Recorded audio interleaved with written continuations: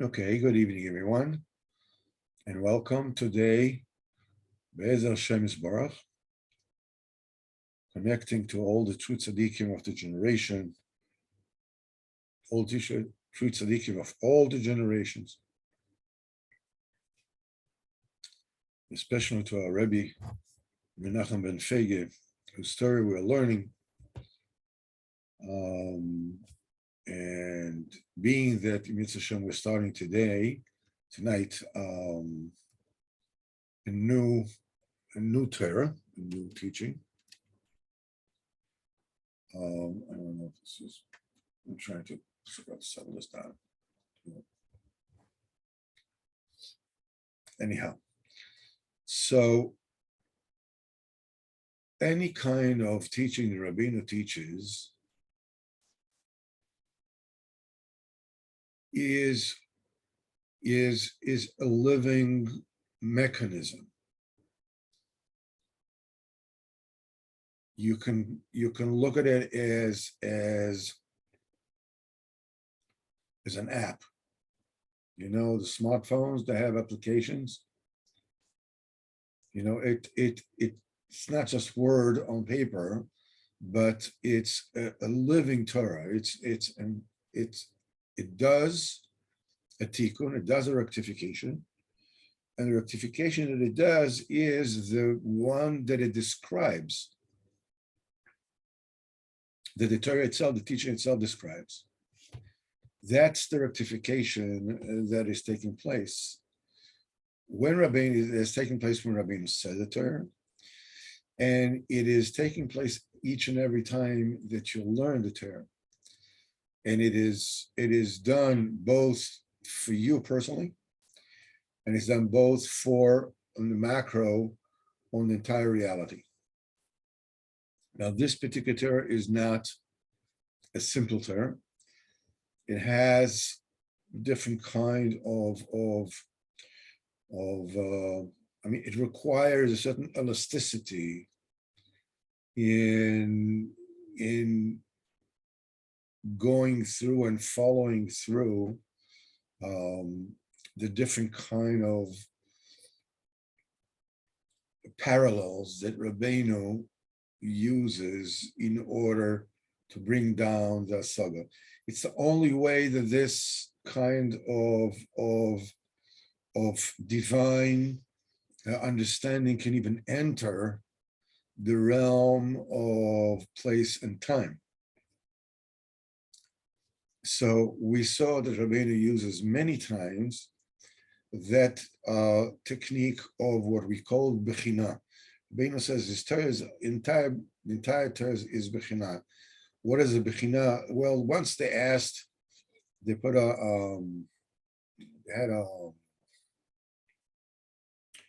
a monthly publication that Breslov Hasidim, many years ago, Breslov Hasidim used to write all kinds of chidushim, all kinds of yonim. So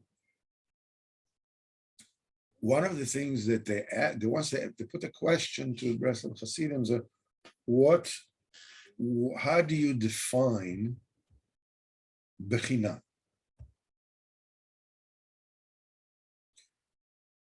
I think, I don't know exactly the number. I know it's definitely over 100 or over 300 different kind of definitions.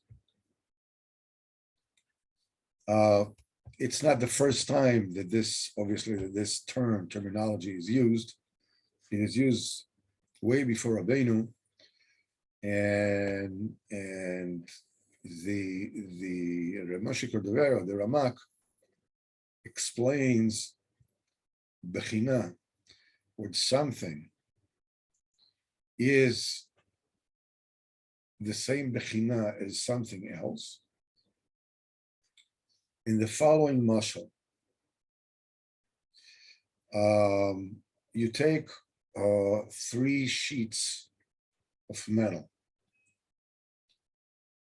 gold and silver and pewter, okay, for instance. Then you're taking a die, you know, the kind of thing that you bang into a metal. right?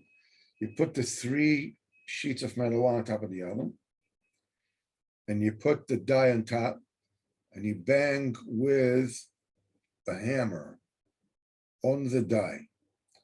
So the die is pressing into the metal, making an imprint, right? So you have the same imprint going into the gold, and going into the silver, then going into the pewter.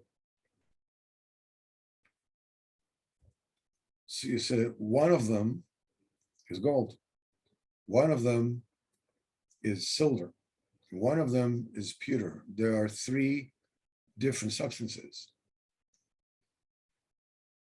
but they all have an equal imprint. So each imprint is the same bechina as the imprint on the other metal. In other words, they share a certain identical feature or quality or meaning. Bechina can also be that, this is the same thing in the micro as the other thing is in the macro. Okay, so like the sun, the moon is going around the earth, and let's take the sense that the earth is moving around the sun. So it's the same bechina, that the circle of one around the other is the same way that the moon goes around the earth, the same way the earth goes around the sun. So it's called the same bechina. You can call it that it's the same aspect. When a certain principle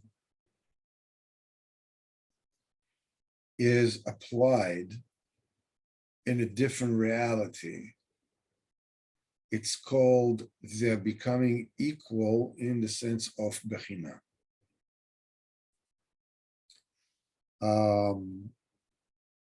We can say that yes and no are bechinat darkness and light, bechinat good and bad. So you can see that there is a common denominator that governs, three different existences: true or false, day and night, good and bad. So this is important for us to understand, because this particular term does excessive use of the word bechina, and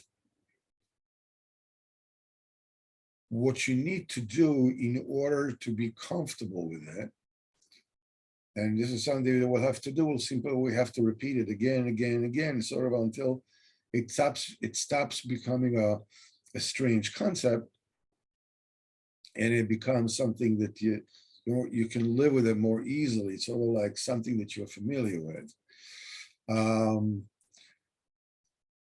Because when Rabbeinu wants to say that this is this, and this is this, and therefore, the third thing is the same kind of the second one, that means that the first one is the same china as the third one.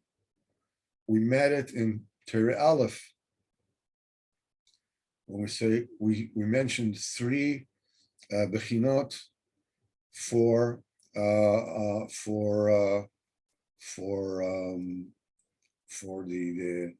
seichel, the chochma. So actually we have four of them. Chochma is called Rashis. Chochma is Bchinas the letter Ches. Chochma is Bchinas Yaakov. and Chochma is Bchinas Shemesh. All these four inyanim that we just mentioned share that thing which is called Chochma.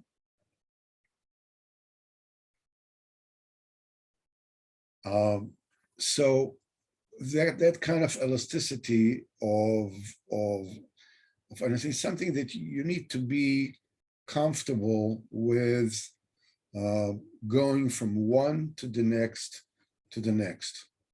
Rabbeinu brings proof to everything that he's saying, from various psukim, sometimes from the syntax of how the pasuk is written, some of the words of the pasuk, some of the Rosh Hashanah of the pasuk. It is like all Rabbeinu said, this is a very, very deep Torah.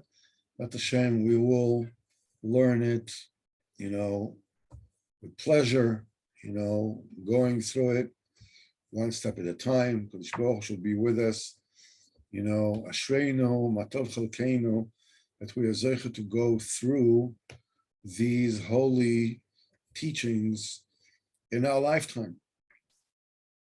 It is sometime that it is seared into our neshama and will never, ever leave us. And so this is important to understand and to keep in mind as we're going into it. The first pasuk or Gemara or Medrash or whatever the Rebbeinu brings, that the entire Hasaga is encapsulated in it, is the same as the one that we learn in Torah Chafvav. A chick that dies within the egg. The sages of Athens asked Rabbi Yisrael Hanania where its spirit escapes. So his answer to them is the same way it came in is the same way it goes out. We're talking about the same kind of, part of the questions of the sages of Athens asking Rabbi Yisrael ben Hanania. Retzitzo demayas bebeuse, a chick that dies within the shell of its egg. From where does the spirit exit? Malaho, he told them, behind the same, the neshama goes, and its spirit goes out the same way it came in. At the end of the teaching, we will see how this entire incredibly complex Torah is embedded in this short, supposedly nonsensical question, and supposedly a teasing and like the despising answer. We'll see that there are tremendous secrets in that. So we already learned that in the first Sabbath of Be'atuna that we learned, the biggest klipa, the klipa that actually embodies all the 70 avodah zaros of the world is taivas mammon, is greed. We learned it in great length. So says Rabbeinu as follows in Seif Aleph: Kilim shoich iskola oilom la'avodosoi, to pull the entire world, everybody, to avodas Hashem, la'oivdoi shechem echad, to serve HaKadosh Baruch Hu in unison. Shechem echad means with one shoulder. In other words, with people, put their shoulders one next to another and can carry people on their shoulders. It's called love the shechem echad. It means to lend your shoulder to the communal effort. La'avdoi shechem echad. And what will happen then? V'chulam yashlichu alile kaspam v'zavam, and everybody will discard the foreign and useless deities of their silver and gold. V'yispalalu l'Hashem yisbarach levad, and people will daven to HaKadosh Baruch Hu only. It's a process that actually takes place in every generation, according to the peace that exists in the generation at that point in time.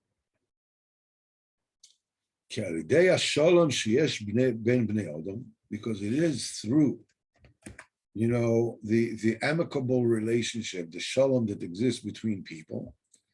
And they investigate and they explain to one another the truth.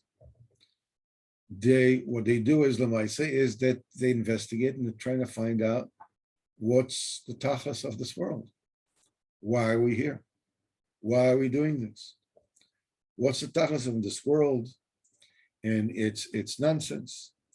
And they explain to one another that the truth, that at the end, nothing will be left from a person except what he has prepared himself during his lifetime. This is what will remain for him after he passes away in the eternal world. So, commensurately with the degree of peace that there is between people, which allows for honest communication. The reason why peace is so important is because when you want to win an argument, Rabbeinu says in Sefer HaMidos that the midah of victory cannot stand the midah of truth.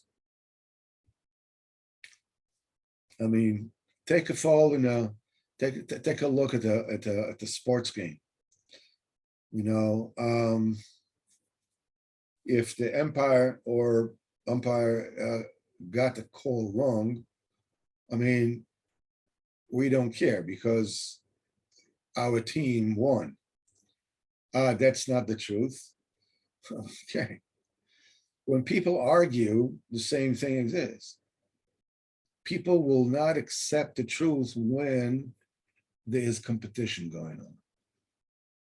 When there is the yetzer of winning. When there's peace, let's say a person is making a wedding. Another person comes to him and he tells him, your collar is outside on top of your jacket. Now, if this person is a friend of his, so what if a person says, "Oh, thank you very much, son. I always made a fool of myself, with my lapel, just like on top of my jacket and everything." But if the other guy is an enemy, so he says, your lapel is outside your jacket. He says, "Oh yeah, what about you? Take a look at he's not even willing to listen to what he's telling him. But when there's friendship, when there's peace, you realize the other person is just looking, for what's good for you. He's a friend. Okay. Better you didn't. You made it possible for me to discover before I made a fool of myself in front of all my guests. Okay. This is and when people investigate and find out what the truth is and explain it to one another,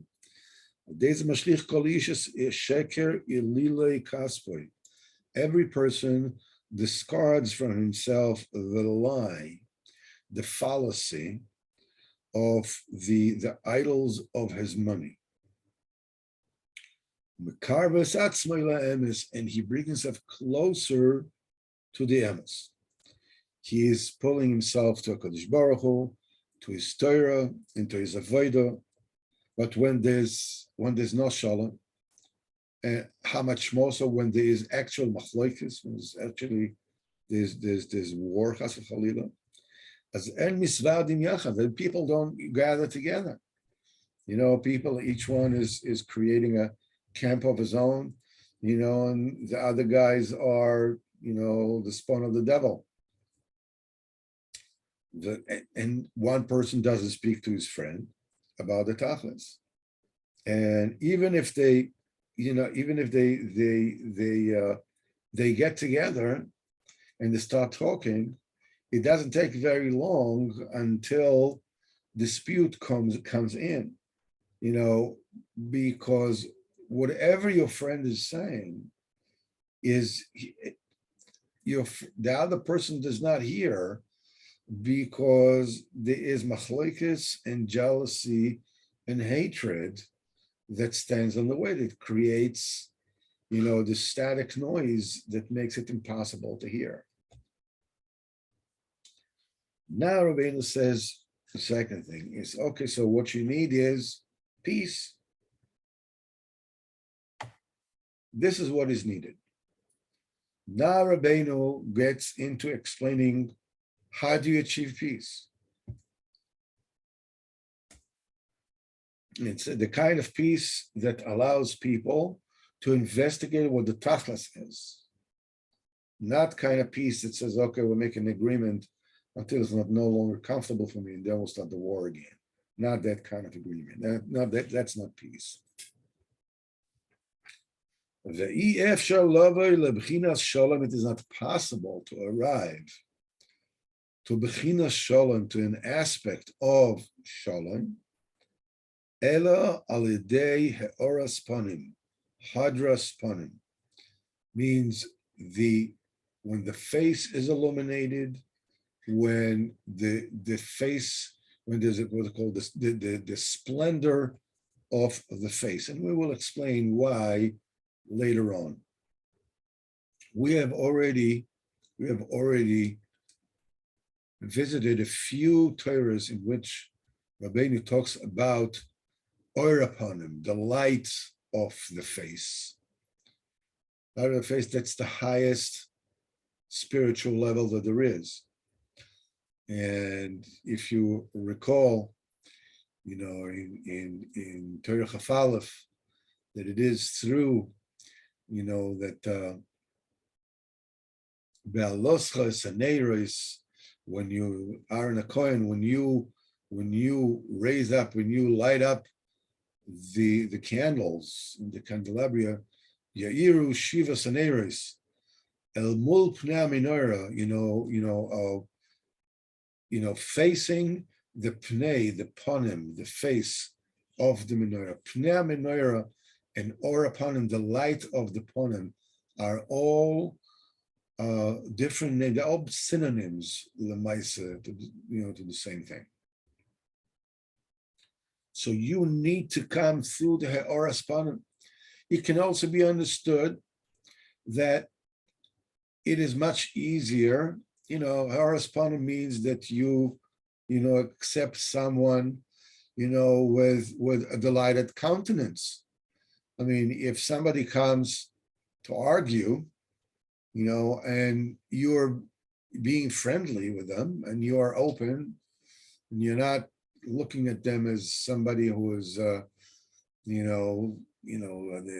maid should pick up with the tweezers and throw out together with the cat litter, but you're out there, with a smile, there's a much better chance it'll be peace, right? And especially when somebody very important, is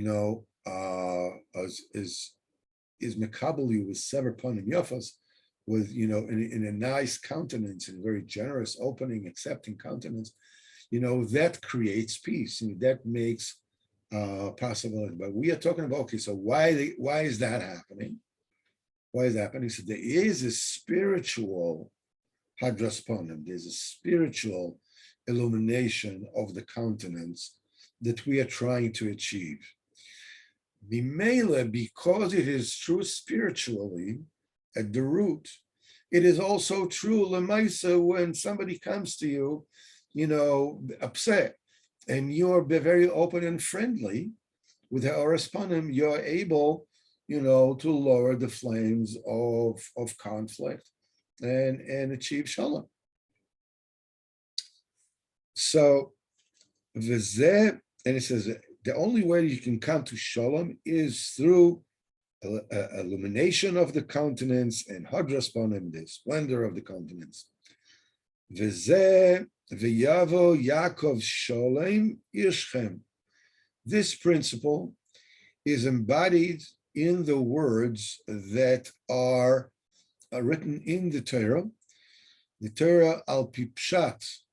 It says v'yavo Yaakov sholem yishchem. Yaakov has arrived complete to the city of Shechem. This is what the pasuk says al pi pashut pshat. That's the simple meaning.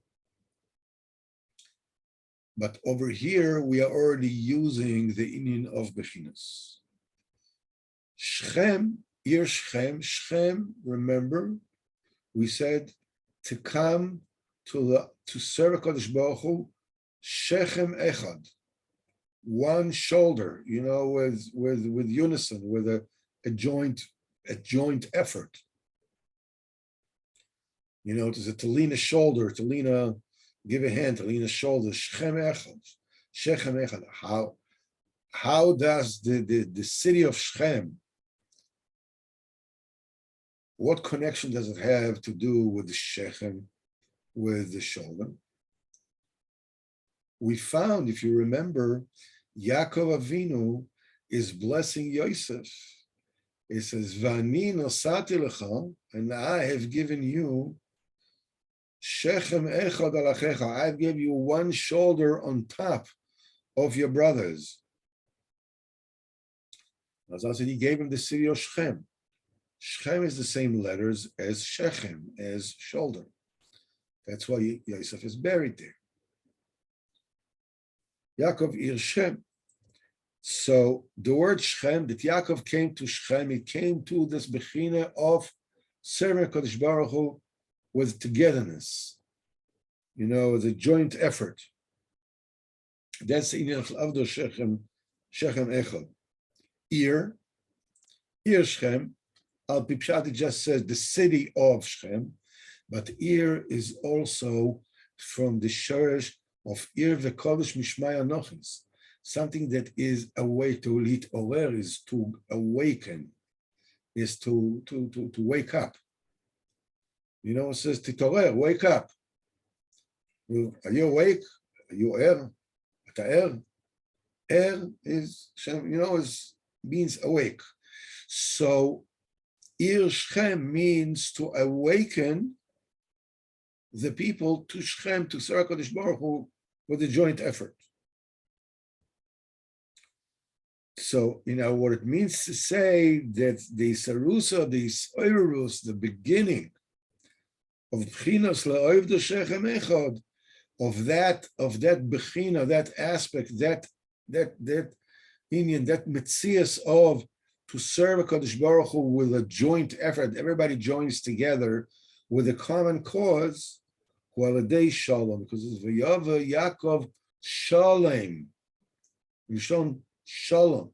You need Shalom to come to Yisarus, Shechem, a joint effort to serve HaKadosh Baruch Hu together. So this is because Shalom Shlemus, when everybody is making peace with one another, it becomes one whole thing. Now, Vele Shalom, and to be Zoichet to Shalom, the Bchinas Yaakov. Yaakov represents the Bechina of Shalom in its highest, we got a high Shalom, the Bechina, why? Shebchinas Yaakov, Bchinas Yaakov, who oras panim. That is the shining of the countenance, of the face. How do we know that? Mashavu Chazal says, Shufra the Yaakov, the face, the beauty of Yaakov Avinu, Ken Shufra the Adam is the same as the beauty of Adam Arishon. Adam Arishon is that's the original work of the master of all masters. You know, Adam Rishon was the most beautiful human being ever. And Yaakov Avinu had the same beauty of Adam Rishon. We're talking about Adam Rishon before the Chet. Why? Because Yaakov Avinu reached a shleimus, a completion, a perfection in Avodas Hashem, that he has worn the countenance of what Adam Rishon was looked at, and every person's supposed to look at once he completes his Avodas Hashem. So you see that Yaakov Avinu was to the countenance. They say that the animals were afraid to look at Adam Rishon's face. They say that his ankle, the ankle of the Adam Rishon, was dimming in comparison, Galgal Shel Chama, the sun. The sun was less bright than the ankle of Adam Rishon. The animals could not look at the face, at the shining of the face of Adam Rishon. Adam Rishon was totally connected to Kodesh Baruch Hu. The Or upon him of Kodesh Baruch Hu went through Adam Rishon completely, the shleimus, before Chet Etzadas. This is the kind of countenance, the shining, enlightening countenance, or upon him, hadras upon him, the glory of the upon the splendor of the upon that Yaakov Avinu was Eichel. So Yaakov represents the perfection of the countenance, of the illumination of the countenance, the perfection of the countenance, the beauty of the countenance. What it says, Yaakov. Yaakov is b'chinas mevakshe panecha. In other words, when you have Yaakov, who is the perfection of the face, the perfection of the countenance, of the illumination of the countenance, it leads automatically to a result of mevakshe panecha, Yaakov. Everybody's looking for your face. Everybody's looking for HaKadosh Baruch Hu. As everybody, once there's a Pchinas Yaakov there, everybody's looking for HaKadosh Baruch Hu. So here we see that Yaakov is Pchinas Hadras Panim. So now we understand the pasuk, V'yavo Yaakov Sholem Yirshchem, as follows. V'yavo Yaakov. In other words, the heart, the B'chinas Aras Panim, Yezoiche to Shalom, there will be a peace in the generation, and through that, Yezoiche to Irshchem, to this Oirus, to put your shoulders together and serve HaKadosh Baruch Hu as one entity. Ad kan Yisif Bes, I don't want to continue now to put more information on, because you need to give yourself a little time for this to sink in. What we can learn from it, obviously, is, there are a lot of people that we know that are far from the truth. Meaning they imagine that there is some kind of purpose to serve, to live in this world besides serving HaKadosh Baruch Hu.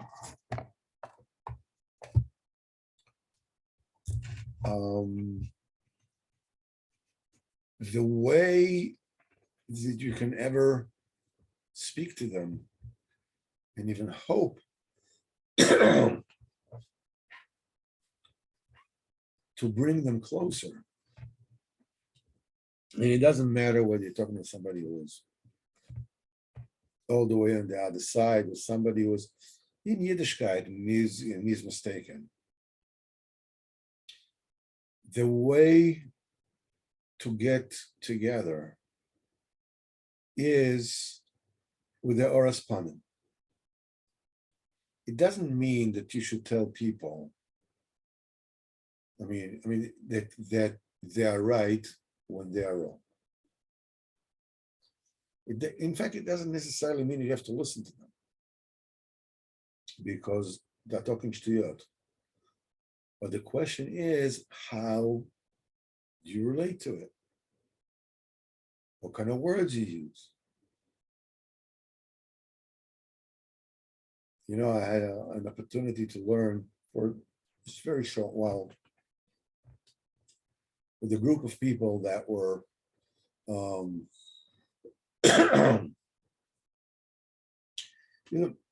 fry people that were sitting down and learning, going through the Likutei Moharan in a street in Yerushalayim. And I sat with them, and that get together was basically taken over by the person who owns the place, that had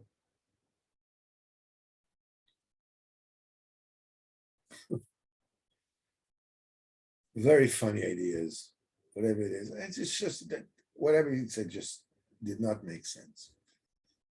He's not necessarily a stupid person. It's just that he's looking at things from such a secular point of view. So the person who brought me to show that person that he was wrong. Now, I wasn't the first one that was brought to do that, but that person did not want to listen to anyone. So now I was there, and he said something that did not make any sense. I realized if I'll tell them, listen, this doesn't make any sense, I'll have an argument on my hands. So I said, it's a very interesting idea. What makes you say that?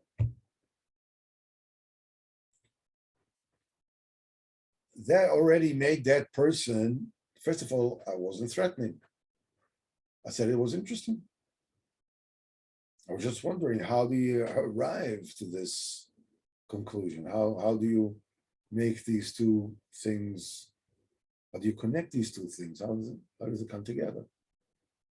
All right.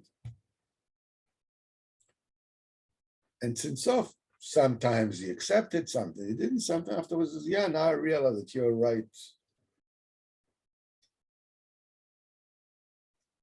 I've had the dubious privilege of losing many friends by being blunt and saying, "Hak nicht kan scheinig." Do me a favor. You don't know, so listen. Guess what? People didn't like to hear that. Better late than never, right? Okay, so B'ezrat Hashem, we have planted the first seed of Derech of Zayin. Definitely, everybody is invited. Take a look at Derech of Zayin. Repeat it, look at it, contemplate it, look at different perushim that you have, and B'ezrat Hashem, Mitzvah Hashem, next week we will continue to Seif Gimel. Bli Neder, Mitzvah Hashem.